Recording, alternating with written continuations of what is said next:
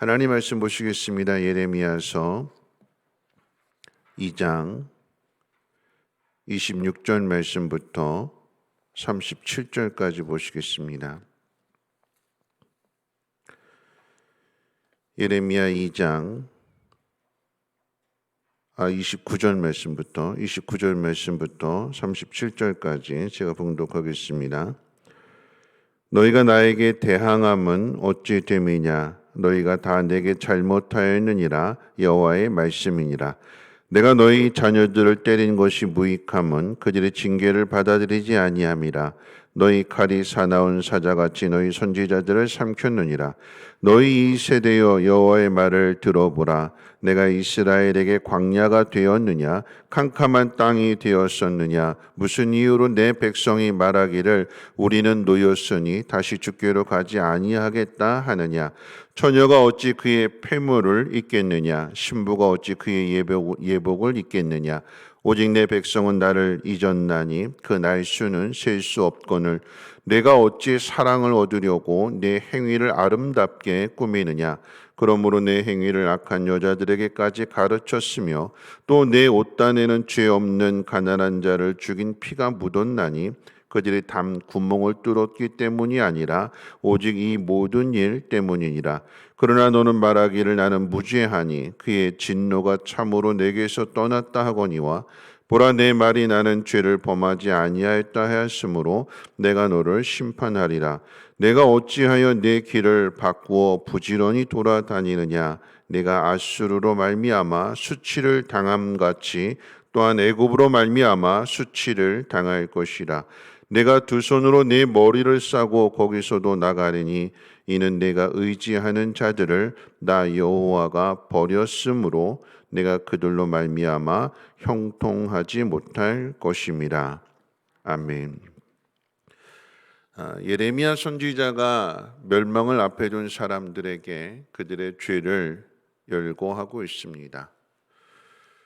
죄가 얼마나 많을까요? 멸망을 앞에 둔 사람들이라고 한다면 단지 남유다만의 이야기가 아니라 우리 자신들의 모습도 한번 생각해 봐야 됩니다. 우리 죄가 얼마나 많을까요? 인간의 죄가 얼마나 많을까요? 그 당시에 예레미야 선지자가 망하게 될 남쪽 유다 사람들에 대하여 죄를 이야기하는데 얼마나 그 죄가 많은가? 예레미야서 1장 50부터 52장까지 걸쳐서 그 죄를 이야기하는 거잖아요. 거기서 끝나지 않고 예레미야 애가라고 하는 예레미야가 눈물을 흘리면서 노래를 지은 것이 곧 뒤에 또 부록으로 또 5장이 또 기록되어져 있잖아요. 이사야 선지자는 무려 66장에 걸쳐서 이스라엘의 죄를 열거했습니다. 아니요. 더 정확하게 이야기한다면 이 성경 자체가 구약 39권, 신약 27권 인간의 죄에 대한 이야기요. 다시 말한다면 인간이 이렇게 죄를 지었는데 이 죄가 그렇게 끊이지 않는데 그런데 오늘 우리가 이 자리에 있는 것은 하나님의 은혜로 그와 같은 죄 가운데에서도 하나님이 우리를 사랑하신다라고 하는 그래서 성경은 인간에 대해서는 죄의 이야기가 되지만 하나님에 대해서는 우리에 대한 사랑 이야기가 바로 성경 이야기입니다. 자, 오늘 본문에서 예레미야 선지자가 오늘 본문을 통해서 이스라엘의 죄를 이야기할 때에 그 죄가 무엇이냐 제목을 이야기한다면 이스라엘의 반항입니다. 반항. 하나님께 반항하는 사람, 하나님 앞에 대항하는 사람. 왜 하나님 앞에 대항하는가? 하나님이 이스라엘을 학대하신다고 생각해요. 하나님이 이스라엘을 학대하시는 것이 아니라 이스라엘이 하나님 앞에 불순종함으로 인하여서 고난을 당하는 것인데 그런데 하나님이 자신들을 괴롭힌다고 자신의 인생을 힘들게 한다고 생각해서 그래서 하나님 앞에 반항하고 거역하고 하나님에게서 멀어지게 되는 거예요. 우리들의 모습과도 다르지 않습니다.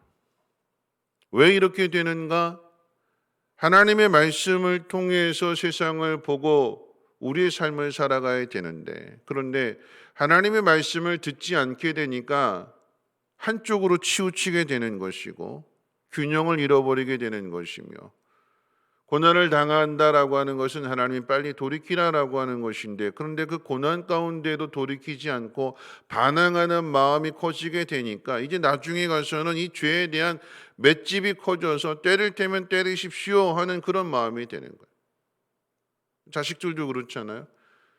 처음에 때릴 땐 무서워하다가 나중에 그게 계속되면은 때릴 테면 때려라 하고 머리 뒤밀고 겁이 없어지는 거예요. 여러분, 빨리 진단해야 되는 것입니다. 하나님께서 죄에 대해서 말씀하신다라고 하는 것은 돌이키지 않으면 심판이 있는 것이기 때문에 빨리 진단해야 되는 거예요. 우리 자신의 모습도 한번 진단해야 되는 것입니다. 오늘 본문에서 세 가지를 이야기할 때에, 첫째는 방금 말씀드렸던 것처럼 대항하게 되면, 반항하게 되면 이 반항하는 마음은 점점 커져가는 것입니다. 한 번으로 끝나지 않아요. 계속해서 반항합니다. 여러분, 죄는 절대 하나로 끝나지 않습니다. 죄는 계속해서 확장하는 거예요. 왜 반항하는 삶을 살아가는가? 첫 번째는 하나님의 말씀을 무시하는 거죠. 하나님 무시하는 거예요. 하나님 무시하는 거예요. 어떻게 인간이 하나님께 반항할 수 있겠습니까? 그거는 하나님 무시하는 거예요. 그런데 하나님 무시하는 마음에서 끝나지 않고 이 무시하는 마음이 어디로 연결되는가? 하나님 무시하게 되니까 하나님 말씀을 전하는 하나님의 종도 무시하게 되는 거예요. 잔소리로 듣게 되고 듣기 싫어하고.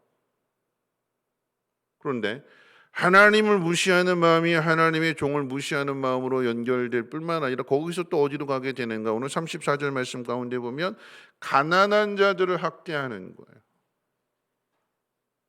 그런데 이 가난한 사람이 잘못이 없는데 그저 이렇게 담을 넘거나 뭐 이렇게 훔칠 의도로 들어온 것이 아닌데, 그런데 너 내 집에 왜 들어왔어? 훔치러 들어왔지? 해가지고는 미리 잡아다가 학대하고 때리는 거. 미리 생각하고 너 이럴 거지 하면서 그만큼 마음이 좁아진 거예요. 여러분, 죄는 하나로 끝나지 않고 마치 고구마 줄기처럼 계속해서 연결되는 거예요. 두 번째 모습을 본다면 35절에 분명 이렇게 죄가 나타나는데 하나님 무시하고 하나님의 종을 무시하고 가난한 자 학대하게 되고 이렇게 삶을 통해서 하나님과의 관계가 무너지니까 사람들과의 관계도 무너지고 삶을 통해서도 그게 나타나는데, 그런데 정작 자신은 35절에 뭐라고 이야기하는가? 이렇게 이야기합니다. 그러나 너는 말하기를 나는 무죄하니 그의 진노가 참으로 내게서 떠났다 하거니와 보라 내 말이 나는 죄를 범하지 아니하였다 하였으므로 내가 너를 심판하리라. 죄의 두 번째 증상이 뭐냐면 자신은 아무런 잘못이 없대요. 나는 제대로 하고 있지, 세상이 잘못된 것이고 하나님이 잘못된 것이고 저 사람이 잘못된 것이지 나는 아무런 잘못이 없다. 여러분, 죄인들 잡아다 놓고 신문하고 이렇게 할 때에 자기 죄 순순히 자백하는 사람 봤습니까? 오리발 내밀잖아요. 나 안 그랬다고, 나 안 그랬다고. CCTV 갖다 증거되고 증인되고 이렇게 해가지고 이야기할 때 비로소 그것이 다 드러나게 될 때 할 수 없어서 인정하는 거지, 스스로 자기 죄를 인정하는 사람이 많지 않습니다. 그게 죄의 모습이에요. 계속 반복해서 말씀드리지만 아담조차도 그러잖아요. 하나님이 지어준 그 여자가 나한테 줬으니까. 자기는 없어요. 자기 잘못은 없어요. 죄의 두 번째 증상이 무엇이냐? 나는 죄 없다. 나는 아무런 잘못이 없다. 그러니까 어떻게 해요? 계속해서 죄를 쌓아가는 거예요. 어디까지 갈까요? 심판의 자리까지 가는 거예요. 세 번째 진단이 무엇이냐? 헛된 것으로 채우려고 합니다. 36절 말씀 가운데 보면 내가 어찌하여 내 길을 바꾸어 부지런히 돌아다니느냐? 내가 아수르로 말미암아 수치를 당함같이 또한 애굽으로 말미암아 수치를 당할 것이라. 주변 국가들로부터 위협을 받게 될 때에 이스라엘 백성들이 고난을 당하면 시달림을 당하면 해야 될 일이 무엇입니까? 하나님 앞에 가서 무릎 꿇는 것밖에 없잖아요. 하나님 도우심을 구해야 되는 것밖에 없잖아요. 그런데 하나님 의지하지 않고 하나님 무시했으니까, 하나님의 종을 무시했으니까, 자기 마음대로 살아가니까 신앙적인 것은 전혀 생각하지 않고 어떻게 해요? 세상에 가서 도움을 구하는 거예요.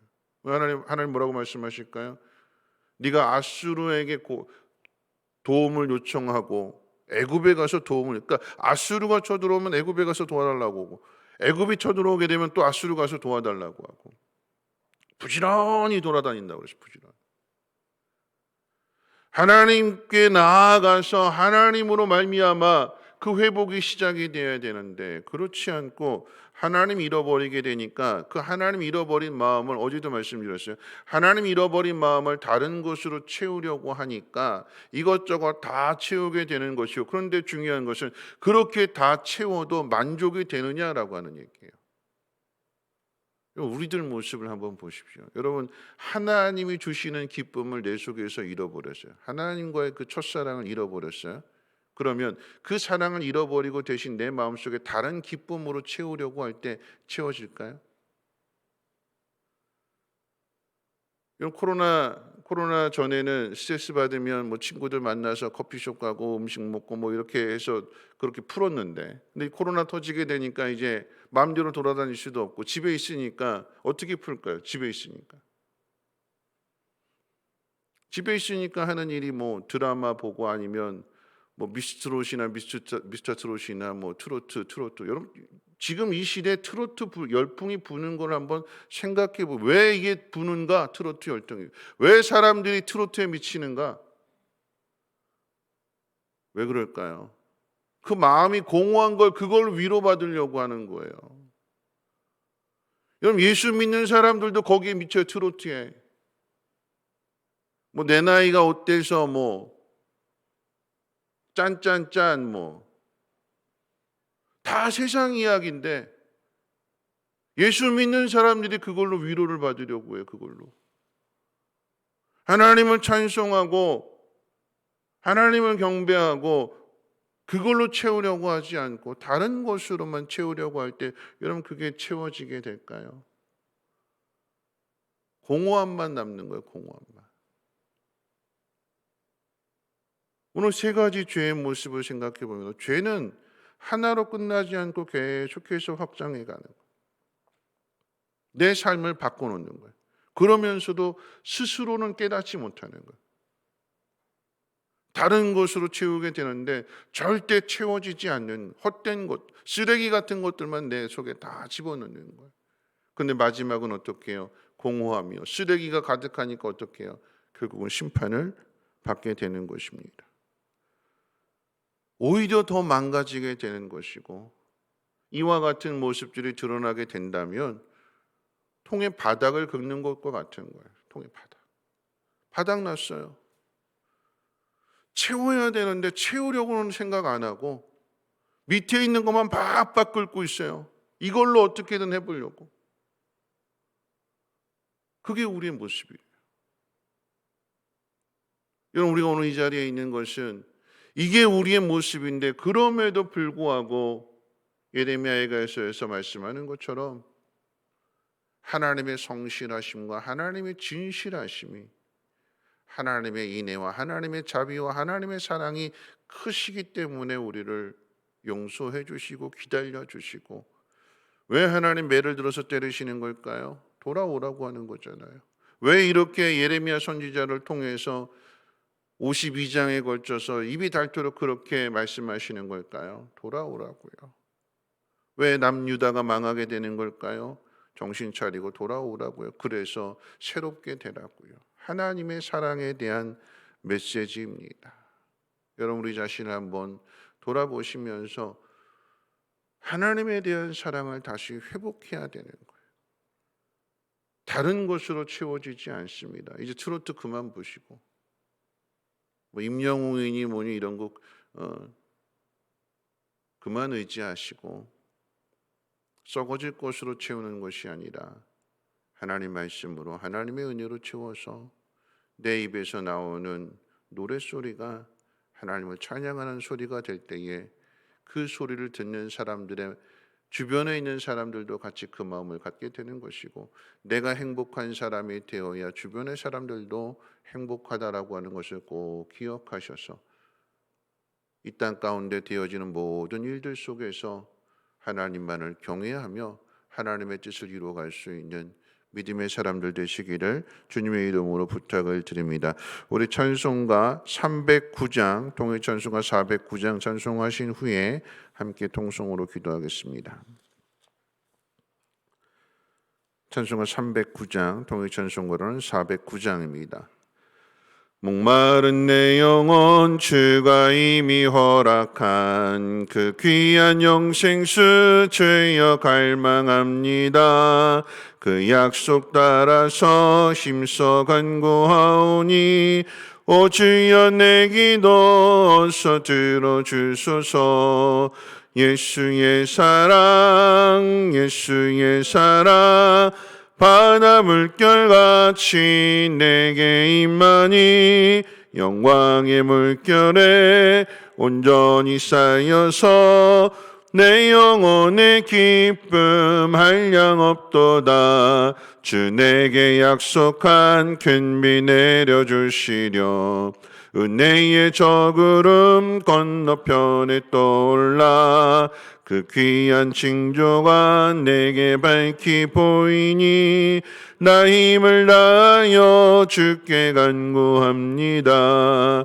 예수의 사랑 예수의 사랑 바다 물결같이 내게 임하니 영광의 물결에 온전히 쌓여서 내 영혼의 기쁨 한량없도다. 은혜의 소낙비 지금 흡족히 내려 구원의 큰 강물 흘러차고 넘쳐서 내 추한 모든 죄 모두 씻어버리니 나 지금 은혜를 충만하게 받았네. 예수의 사랑 예수의 사랑 바다 물결같이 내게 임하니 영광의 물결에 온전히 쌓여서 내 영혼의 기쁨 한량없도다. 그 차고 넘치는 주의 은혜의 물결 힘차게 밀려와 내게 만족합니다. 오 할렐루야로 주를 찬송하오니 내 마음의 기쁨이 항상 충만함이라.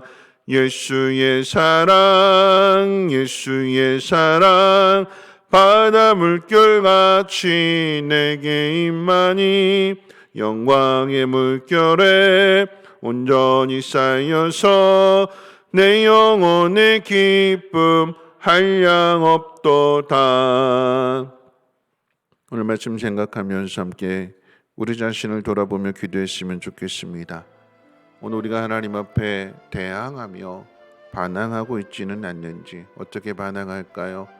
기도해야 되는데 하나님 앞에 가서 말해야 되는데 하나님 앞에 가서 말하지 않고 세상 사람들 앞에 가서 말합니다. 하나님을 찬양해야 되는데 하나님을 찬양하는 것 대신에 트로트나 가요나 이런 것들을 더 좋아합니다. 하나님 말씀을 묵상하며 하나님의 뜻대로 살아야 되는데 드라마나 영화에 빠지게 됩니다. 하나님이 주시는 기쁨이 아니라 세상의 기쁨을 구하는 거지요. 오늘 말씀 기억하면서 기도했으면 좋겠습니다. 이사야서 55장 1절로 2절 이렇게 이야기합니다.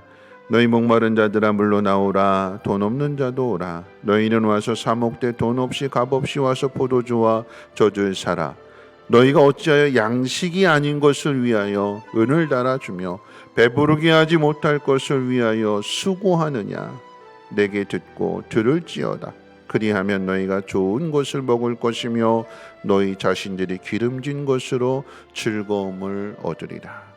하나님 앞에만 좋은 것이 있고 하나님 앞에만 즐거움이 있습니다. 헛된 곳에 수고하지 않고 하나님 앞에 가서 듣고 하나님 앞에 구함으로 인하여 하나님 모든 복을 누리며 또한 이 복을 나누게 해달라고, 한국 교회가 헛된 곳에 마음 빼앗기지 않고 하나님 기뻐하시는 일들을 이뤄갈 수 있는 거룩한 교회로 회복되게 해달라고 우리 함께 통성으로 하나님 앞에 기도하도록 하겠습니다.